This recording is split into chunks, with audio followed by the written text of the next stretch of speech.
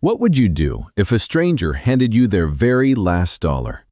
Not their last dollar until Friday, not their last dollar before the next deposit, their last dollar, period, in the world as of that night.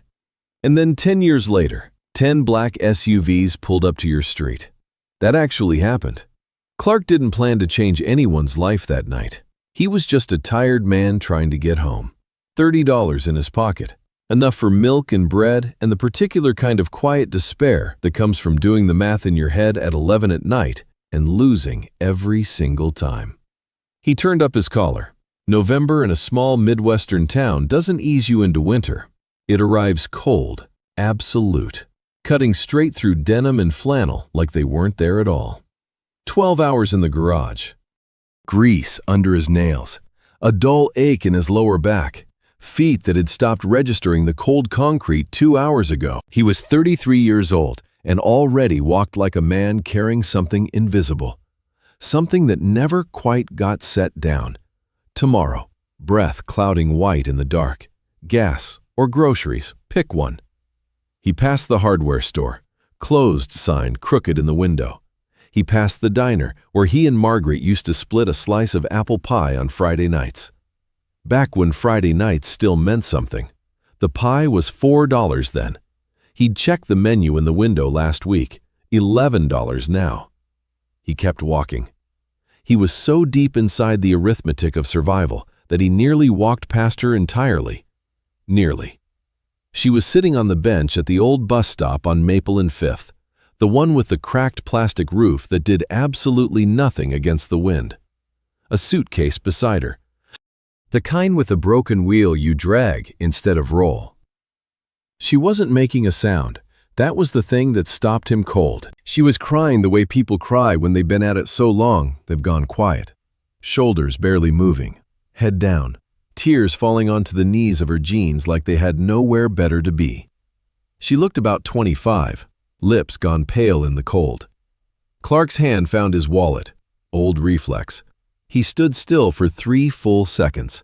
Anyone watching from a window might have thought he was reading the bus schedule. He was not reading the bus schedule. Hey. His voice came out tired the way it always did after a 12-hour shift, gentle underneath, the way it always was. You okay? She looked up fast, startled, the specific way people startle when they've decided the world has forgotten them and then someone speaks directly to them. Her eyes were red-rimmed and serious, too serious for her age. No lightness in them at all, just urgency, and underneath it, the hollow look of someone who has cried past the point where it does any good. Her name was Dia. She gave him the short version of what happened. Even the short version was enough to make a grown man's chest tighten. Her family's small business, a competitor who played dirty, financial ruin that arrived on a Tuesday. The kind of Tuesday that splits a life cleanly into before and after. No appeal, no warning. She had a bus ticket to buy and hadn't eaten since morning, and her phone was dead and she wasn't asking for a thing.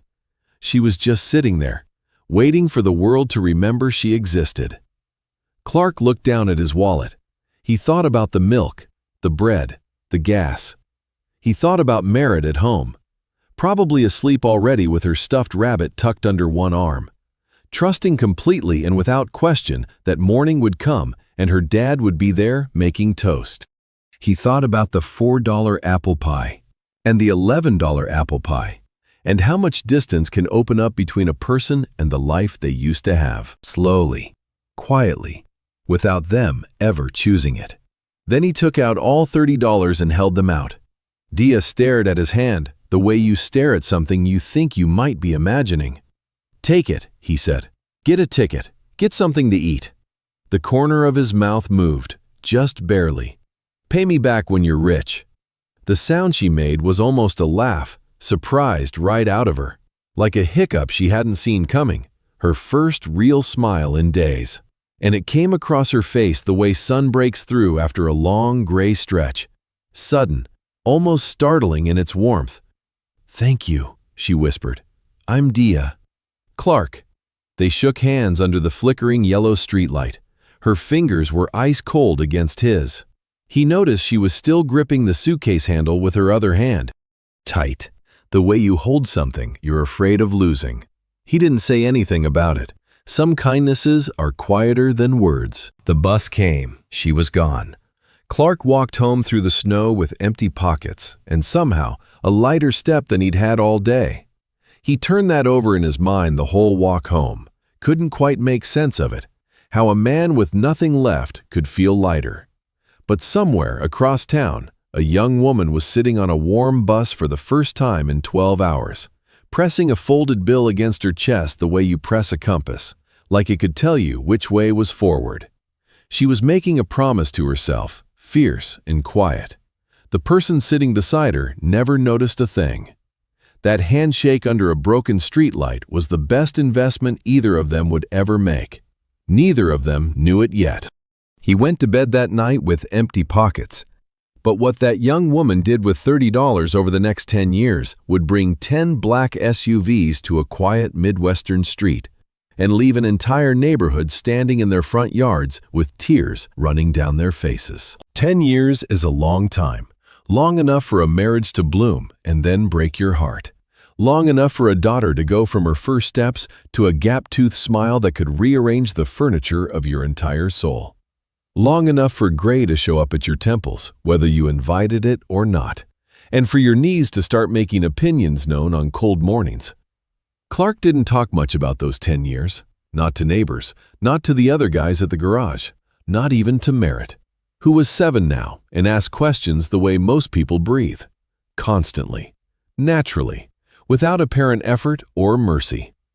But if you watched him carefully, the way you watch a house and notice which windows still have the same curtains from 15 years back, you'd see every one of those years written in the lines around his eyes. The first hard chapter began when Margaret got sick. Clark was 36, Merritt was 4. Margaret, his wife, his high school sweetheart, the woman who wrote grocery lists on paper towels because she always forgot to buy notepads and didn't see why that was a problem. Margaret started treatment in February. Right around the time Merritt learned to tie her own shoes. Clark drove her to every appointment, every single one. He rearranged his shifts, called in favors he didn't have, ate lunch in hospital parking lots out of gas station paper bags that left grease on his jeans. On chemo days, he kept a small container of applesauce in the glove box, the individual cup kind, the only thing that never turned her stomach. He restocked it every Monday without saying a word about it. Margaret noticed. She never mentioned it either. That was their language. Small faithfulness. Steadily kept. No announcement required. He never complained. Not once. Not in any way another person could hear. But there was one night. Merritt finally asleep. The apartment gone that particular shade of dark that feels different from regular dark. Clark sat at the kitchen table with a cold cup of coffee and pressed his face against Merritt's soft curls and shook, quietly, the way a strong thing shakes when it has been holding too much for too long. He whispered into her hair, "I'll always be here for you, no matter what." She slept right through it. He wasn't sure if that made it better or worse. 2 years on, the garage, past midnight. The fluorescent light above Bay 3 had been flickering for 6 months. Clark kept meaning to fix it and kept running out of hours in the day. The radio played something old and country, low enough not to wake the neighbors. His knuckles were split from cold and repetition. His back announced itself in that particular way it had started doing sometime around 40. The way that never fully quiets again. He heard small feet on the concrete.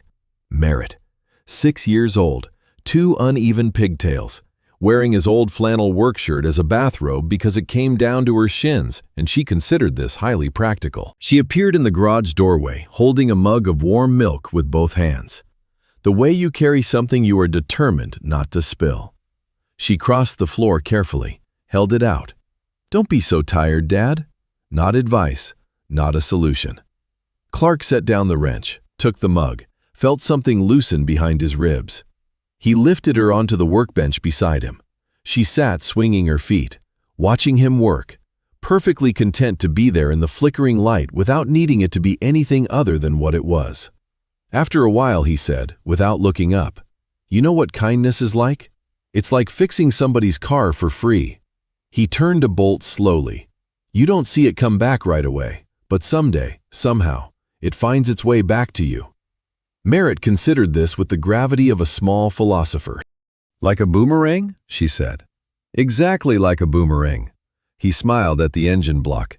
"Except it takes longer, and it always surprises you." She thought about that for a moment, then, with complete and cheerful certainty, "I'm going to be a boomerang thrower when I grow up." Clark looked up at her. "Good," he said. "The world needs more of those." He had no idea, none at all, how right he was. Margaret passed on a Thursday in March, when the snow was just beginning to go soft at the edges. Grief came the way it always does, too soon, too complete, and with no manual. The house didn't change dramatically. The dishes were still in the same cabinets. The crack in the bathroom tile was still there. Margaret's reading glasses were still on the nightstand. Clark had decided quietly that he didn't need to move them yet. Nobody got a vote on that but him.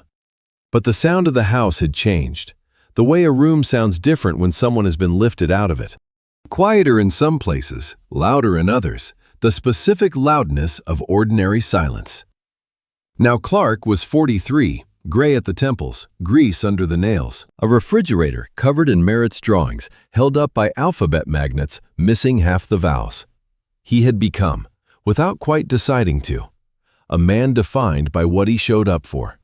The garage, the school pickup, the neighbor's busted radiator on a Sunday afternoon, his daughter's questions at bedtime that he answered as honestly as he knew how. On a Saturday 3 weeks ago, late afternoon sun came through the old curtains and turned the living room the color of warm honey.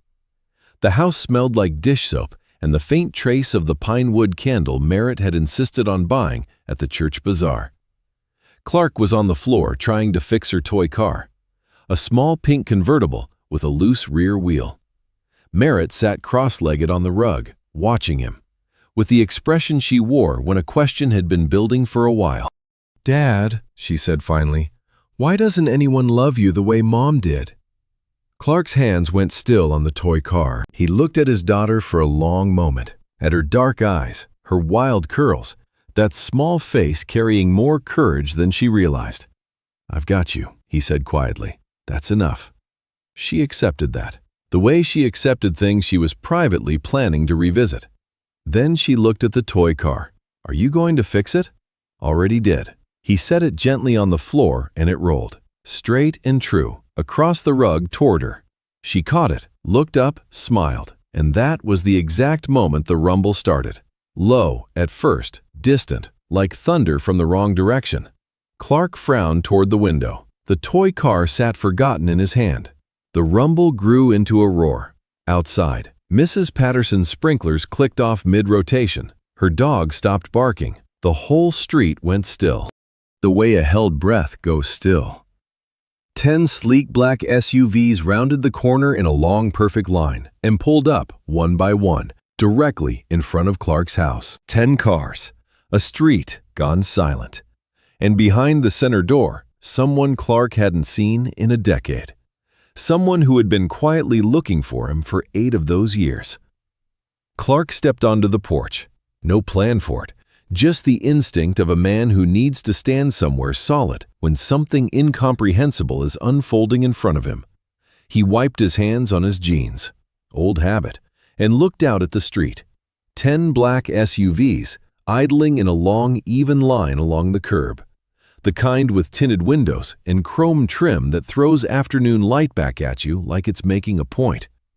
Clark worked on cars for a living. Not these kinds of cars. These were a different category entirely. Doors opened. Drivers, assistants, people in dark coats who arranged themselves along the sidewalk with quiet professionalism. Like they'd done this before, a small, precise operation unfolding on an entirely ordinary street. Mrs. Patterson had come out onto her porch, her little dog pressed against her ankles, tail rigid. The Henderson family stood in their driveway, arms folded, not speaking. 3 kids from the end of the block had abandoned their bikes in someone's lawn and stood in a loose cluster at the edge of the scene, mouths open. Merritt materialized at Clark's elbow the way she always did, silently, suddenly, as if she'd simply always been there. "Dad," she said, "did you order something?" "No, because that is a lot of cars." "I see that. Merritt." Then the center door opened. A woman stepped out. Tailored white suit, hair swept neatly up, a few dark strands shifting in the November wind. She moved with the unhurried certainty of someone who had walked into difficult rooms many times and come out the other side without losing anything essential. Mid-30s. Maybe. She had the kind of stillness that doesn't come with age. It comes with experience, the kind that costs something. She looked across the lawn. She found Clark's face, and she smiled.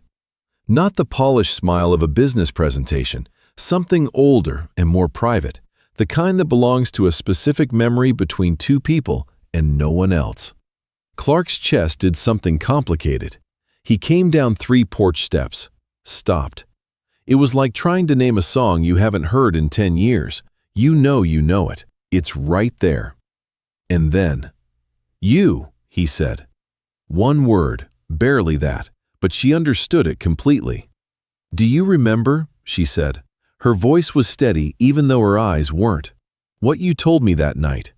Clark's throat moved. She reached into her jacket, slowly, carefully, the way you reach for something you've carried a long time and have no intention of dropping now. She withdrew a small clear plastic sleeve and held it up. Inside, a folded bill. $30. He could see the crease, the same fold, the same worn edge on the bottom right corner, because he'd always folded his bills the same direction, an old habit Margaret had teased him about for years. He recognized his own fold.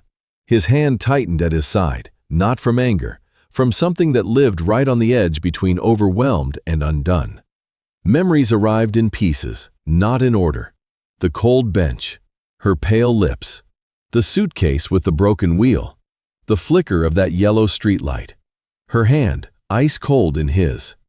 "I've carried it with me for 10 years, Dia said. Her voice caught just slightly on the last word, the way a needle catches in a familiar groove. Like a reminder, like a promise I made to myself, that I would find you and I would make it mean something." The neighborhood had gone very quiet. "How did you?" Clark started. "I found your old garage first," Dia said. "It had moved. Your number had changed. I went through neighbors, old coworkers, a couple of community boards online." A small, rueful smile. "I even hired a private investigator for a while." Clark looked at her. He was not great at his job, she said. Something short and involuntary moved through Clark's chest. Not quite a laugh, but related to one. "I found you at year 8, she continued. "But I didn't come then." Her voice steadied. "Because I wanted to come back as someone worthy of what you did. I needed to build something real first, something that matched the weight of that night, something I could stand behind." A breath. "And I wanted the kindness to multiply before I returned it, because that is what you showed me it does." She held his gaze. "Because of you. Because of $30 in 2 minutes on a November night. I didn't just rebuild my own life." She paused to let that land. "I helped 3 other students finish college when their families fell apart. Every time I could, I passed it forward. Clark, your kindness didn't stop with me. It kept moving." Mrs. Patterson made a sound, a soft, involuntary press of her hand over her mouth. Clark's jaw was tight. His eyes were very bright. "This isn't charity," Dia said. "Iron in it now, gentle but certain. The way a person speaks when they've carried something for a long time and are finally setting it down in exactly the right place. It's not pity, it's a promise fulfilled. It's what I owe, and what I'm proud to give." Clark opened his mouth, closed it, and then, behind him, small feet hit the porch steps.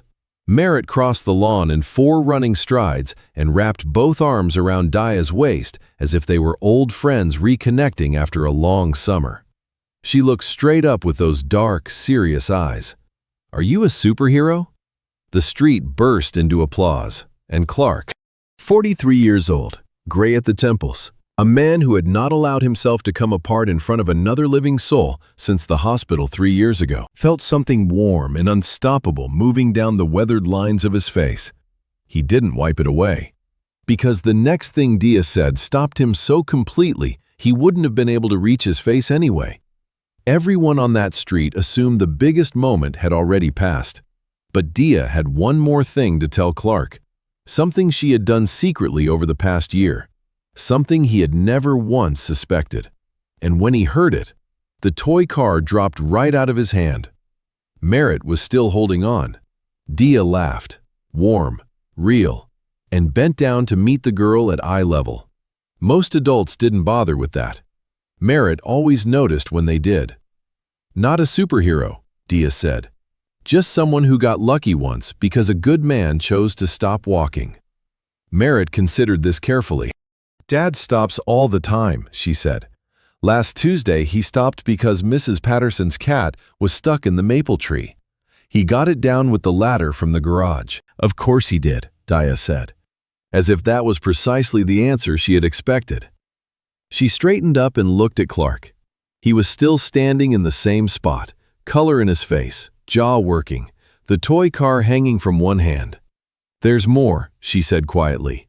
The way she said it, deliberate, careful, told him it wasn't a small more. It was the kind of more that makes a person instinctively look for something to hold on to. He waited. "Last spring, your daughter's teacher, Mrs. Kowalski, the one with the reading corner and the fish tank. She contacted the school office about Merritt's fall tuition. She said a family member had called, that a fund had been set up." Dia held his gaze. "That was me, Clark. I set it up anonymously. Merritt didn't miss a single day." The silence that followed pressed against the ears. Clark's face moved through confusion, then disbelief, then the particular undone expression of a man who has just been told he was quietly looked after without ever knowing it. The way you feel when a neighbor tells you someone shoveled your walk in the dark and left no note. "I also added a small amount for art supplies," Dia continued. Before he could speak, Mrs. Kowalski mentioned Merritt had a real gift for it. "I hope that was all right." Merritt had come to stand beside Clark and was now holding his hand with both of hers. "Mrs. Kowalski said someone donated the good-colored pencils," Merritt said slowly. "The ones that don't break." She looked up at Dia. Dia nodded once, softly. Merritt's eyes went very wide. Clark looked away, out over the row of black cars, over Mrs. Patterson's lawn, over the sprinkler that had started up again at exactly the wrong moment and was silently soaking someone's left shoe. He looked back. Why? Just that one word. Rougher than he intended, not angry, stripped of everything decorative. Dia answered without hesitation. "Because you handed a stranger everything you had left, and you didn't ask her to prove she deserved it. You didn't ask for a receipt." Her voice was steady, direct. "You helped, and then you walked home. I have spent 10 years trying to live up to that. I have not entirely succeeded, but I keep trying."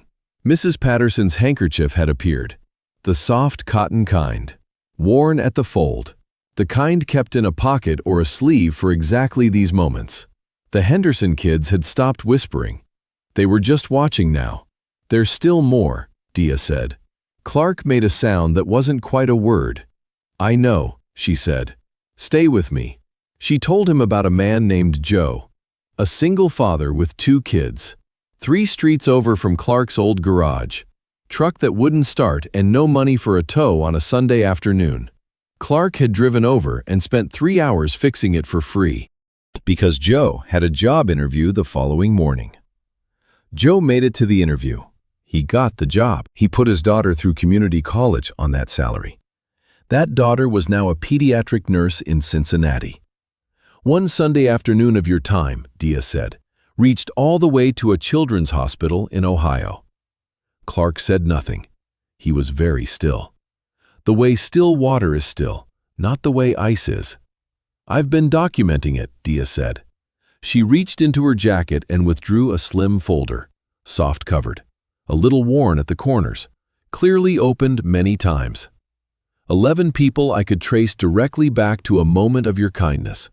11 lives with a thread that leads back to you. There are almost certainly more I couldn't track. She held the folder out. Clark looked at it for a long moment. Then he took it. He didn't open it. He just held it. Clark. Her voice shifted. Quieter. More particular. The way a voice gets when it stopped performing for a crowd and is speaking to one person. What I came here to offer you, beyond all of this, is a position. My company manufactures auto parts. It's a field you know better than most. I need someone to lead the technical training program, to teach new mechanics not just the work, but the approach, the dignity of it, the care of it. She paused. How to treat the person standing on the other side of the counter who is scared their car won't make it to their grandchild's school play. Clark looked at her. You'd be building something, she said. Not just fixing things. Something shifted behind his eyes. Not surprise exactly. More like the feeling of being seen accurately, clearly, by someone who had been paying attention for a long time. He was quiet for a moment. What you actually are, Dia said, her voice gentle but certain, is a teacher. You've always been a teacher. You just never had a classroom. The Henderson boy backed into someone's car at exactly that moment. Not hard, just enough to set off the alarm. The sudden blaring cut through the stillness so completely that half the street flinched and then started laughing. Someone fumbled with their keys. The alarm went off. 2 dogs started barking 2 houses apart. The moment breathed. Merritt tugged Clark's hand. He looked down at her. Her face carried the calm authority of a 7-year-old who has heard everything she needs to hear and reached a verdict. Dad, she said, I think you should say yes. The laughter that moved through the crowd was warm and full. Not at Clark, but with him. With all of it. With the beautiful, absurd, specific rightness of this Tuesday on this ordinary street. Clark pulled Merritt in against his side. Pressed his lips to the top of her head. We made it, sweetheart, he said. Voice low, rough at the edges, completely certain. Because of one small act of kindness. A long time ago. We made it. Merritt locked both arms around his waist and pressed her face against his side. Dia stood 3 feet away, watching them. With something on her face that had been quietly building for a long time. Something patient. Something that had waited for the right moment, the way good things wait. Without hurry, without announcement. She had one more thing to say. She hadn't said it yet. The neighbors thought the story had reached its end. But what Dia said next had nothing to do with business and nothing to do with the past. It was the one thing she had rehearsed the longest, and the one thing she still wasn't sure she was ready to say. The crowd pulled back. Not all the way. People don't fully leave when something this rare is unfolding on an ordinary street. But they drifted to their own porches, their own driveways, with the instinct of good neighbors who sense that something private is trying to happen inside something public. Mrs. Patterson settled on her steps. The Henderson kids moved to the sidewalk. A screen door creaked somewhere and didn't bang shut. Dia nodded toward the porch. Can we sit a minute? They sat, Clark and Dia on the top step, Merritt between them, for about 45 seconds before she relocated herself to the base of the old oak tree with a stick and a project that appeared to be of great personal importance. The afternoon light had gone long and amber, coming in sideways across the yard. The porch step creaked in the same spot it always had, the left side, near the post. Clark had been meaning to fix it for 2 years. He was glad now that he hadn't. Some things should stay the same while everything else rearranges itself around them. A woman at your old garage told me about Margaret, Dia began, watching Merritt chase maple seeds through the grass. The 3rd week I was searching for you, one of the mechanic's wives, she'd known you for years. She told me what happened. Clark nodded once. I'm sorry, Dia said. Not the quick, reflexive kind, the kind that carries actual weight. That means I wish I could have changed it, and I know that I can't. She was a good woman, Clark said. A pause. She used to write notes on paper towels, grocery lists, phone numbers, reminders, even little drawings sometimes. He was quiet for a moment. We had a whole drawer of them. She was not a great artist. The dog she drew once looked more like a loaf of bread with ears. He paused. I thought it was the funniest thing I'd ever seen. You kept them, Dia said, not a question. Every one, he said. She nodded slowly, like that told her something she had already suspected about him. Below them, Merritt had graduated from the stick to attempting to catch maple seeds with cupped hands, chasing them as they spun down from the oak in long, lazy spirals. She missed more than she caught. She didn't seem to mind. I won the legal case, Dia said, after a while, against the man who destroyed my family's business. She said it the way people say things they've carried for years, not with triumph, only with the flat, clean relief of a weight finally set down. 4 years in court, my father didn't live to see the verdict, a breath.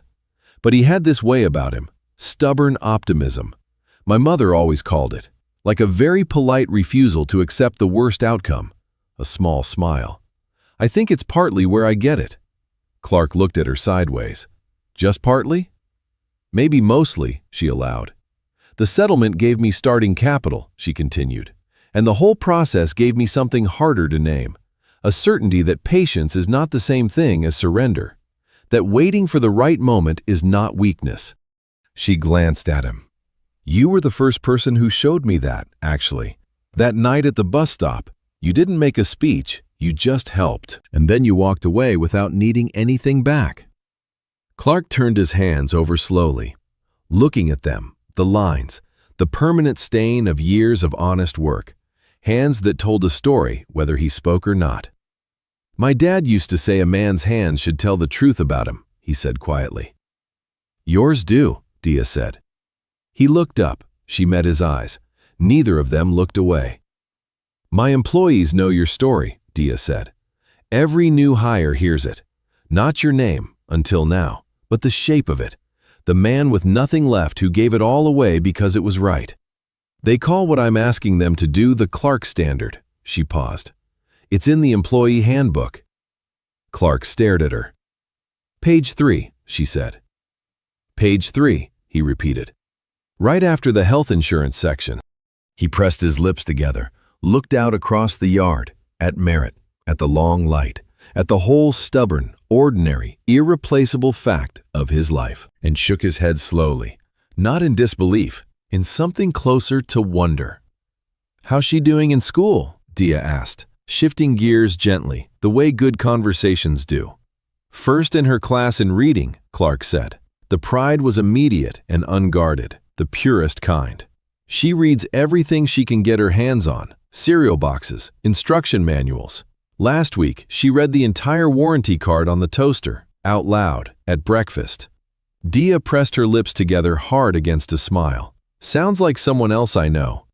She reads people too, Clark said. Walks into a room and just knows. Her mother was the same way. He watched Merritt catch a maple seed at last, both hands cupped tight, triumphant, and felt the familiar mix of pride and longing that had become simply part of how he moved through the world. She would have loved watching that child grow up. Dia was quiet for a moment, respectful of the space that kind of sentence needs. Then Merritt came running back across the lawn, slightly out of breath, hands still cupped together. Dad, very solemn, I caught one. Do I get a wish? Clark looked at Dia. Dia looked at Clark. Absolutely, they said, at the same time, in the same tone, with the same unhesitating certainty. Merritt closed her eyes. She squeezed her hands around the maple seed. She wished with her whole self, the way children wish when they still believe it fully works. Then she opened her eyes, opened her hands. The seed caught the breeze and rose again, spinning up into the amber light. What did you wish for? Clark asked. Merritt looked between him and Dia with an expression of complete and settled confidence. I'm not telling, she said, because then it won't come true. Clark's throat tightened. He had the quiet, certain feeling, the kind that arrives without announcing itself, that it already had. But Dia still hadn't said the one thing she'd been sitting with for 3 years. The thing that had nothing to do with the company, nothing to do with the past. And as the November light turned gold and the street went still, she finally said it. Dia's team had moved the cars down the block. The neighborhood had mostly gone home. Carrying the story with them, the way people carry something they know they'll be telling at Thanksgiving dinners and church potlucks and over back fences for years. Mrs. Patterson was already on the phone. You could see her through the window, gesturing. The three of them were on the porch now. Merritt had fallen asleep on the old swing, the one with the creak in the left chain. The same creak it had always had. Her head on a throw pillow, one hand still loosely cupped around her maple seam. She'd gone under mid-sentence, the way children do, as if sleep had simply reached up and taken her without asking. Clark had draped his work jacket over her without thinking. Same jacket he wore every cold morning. It smelled like engine oil and sawdust and the inside of a life that had been lived honestly, without shortcuts. The November dark came up quietly, the way Midwest dark does when there's no wind. Patient, gradual, like a town being tucked in. Clark and Dia sat on the steps. The outdoor light buzzed overhead, the old yellow kind, the same color as the street light that had been burning above the bus stop bench 10 years ago. Neither of them mentioned that.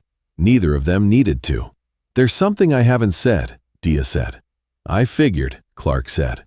She took a slow breath. "For 10 years, she began, I've thought about that night. Not just because you were kind. Many people are kind.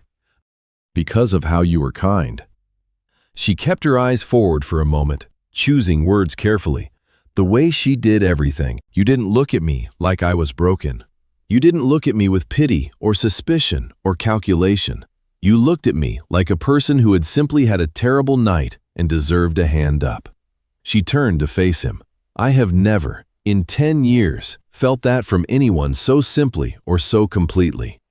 Clark was quiet for a moment. "You were easy to see," he said. "That's all." She shook her head. "You'd be surprised how rare that is." "Maybe," he said, "or maybe people just forget to look." The porch swing creaked once in the still air. Merritt didn't stir. "I'm 8 years younger than you," Dia said. "I know that. I've turned this conversation over in my head for 3 years. I know how it might sound. I know you might look at me and still see the girl on the bench." A pause. "But I want you to look again." Clark turned and looked at her, fully, the way he looked at something he was trying to understand. Quiet, patient, complete. "I see a CEO," he said slowly, "who kept a $30 bill in a plastic sleeve for a decade." He held her gaze. "Who paid a little girl's tuition without leaving a note. Who tracked down a mechanic through a relocated garage and an investigator who, by your own account, was not especially good at his job." The corner of his mouth moved, barely. "Who put the word kindness in a company handbook on page 3, right after health insurance." Dia smiled. The real one. The same one from 10 years ago, surprised out of her, arriving before she'd decided to let it. "I don't see the girl from the bus bench," Clark said. "I see who you built yourself into." The amber light lay long across the yard. The maple tree stood quiet. Down the block, someone was still attempting to grill, sending thin wood smoke up into the darkening sky like a small, cheerful flag of personal conviction. "Will you give me a chance?" Dia asked. Direct, quiet, no performance in it. Not as a debt, not as a continuation of that night. Just a chance. To find out if what I've carried at a distance holds up close. She glanced at Merritt sleeping on the swing. To be here, to be part of this, to earn it, if earning it is what it takes. Clark looked at his daughter. She was curled small under his old jacket, one hand still holding the maple seed, face completely at peace. She had no idea what was being decided 3 feet away. She trusted the porch, the swing, the creaking chain, the sound of her father's voice. She had always trusted those things. So had he. He reached over and took Dia's hand. Her fingers were warm this time. He held her hand steadily, without a word, and she exhaled, long and slow, like something she'd been holding at careful bay for a very long time had finally been permitted to settle. The porch light hummed, the swing creaked, the smell of wood smoke drifted over from down the block, and somewhere just beyond the edge of the light, patient and unhurried, with no interest required and no deadline set, kindness smiled at all three of them. This story reminds us that kindness is never wasted, not when it costs you something real, not when no one sees it, not when 10 years pass without a word in return. It doesn't disappear. It circulates. It grows. It reaches people you'll never meet, in places you'll never see, in ways you'll never be told about. And then, one day, on a Tuesday you weren't expecting, on a porch you sat on 1,000 times, it comes home. For those of you who have given quietly for years, who have left casseroles on porches and shoveled walks without leaving notes, who have stayed an extra hour to help someone who needed it more than you needed to rest. You are Clark. You may not know yet what is making its way back to you, but it is coming. The smallest act of kindness, a hand held out in the cold, may be the best investment you will ever make. No interest required, but the returns are without limit. This story was written by a human supported by AI. It doesn't aim to change the whole world, just one small corner of your heart. To help you believe that amid all the hardship, there is still room for kindness, for unconditional goodness, and for the most beautiful things quietly existing, waiting for us to notice them.